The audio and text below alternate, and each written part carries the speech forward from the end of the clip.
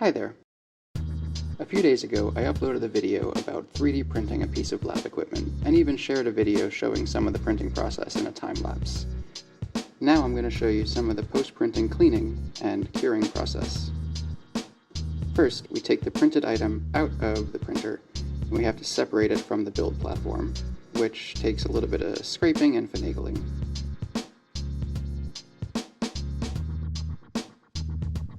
Once the device is separated, we have to submerge it in isopropyl alcohol, which you can see happening here.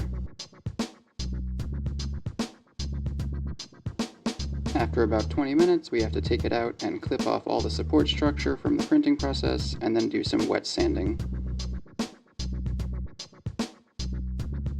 Once the wet sanding is done, we put it in a curing box that bombards the item with 405 nanometer ultraviolet light to cure any resin that had not completely solidified.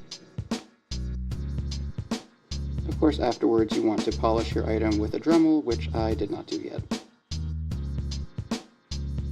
Anyway, I hope you enjoyed watching this video, and if this is the kind of stuff that you like to watch, feel free to like the video and subscribe to my channel.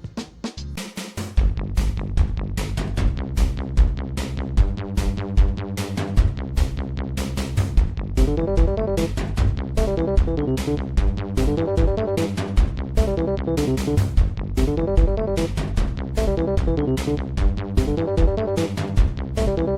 you.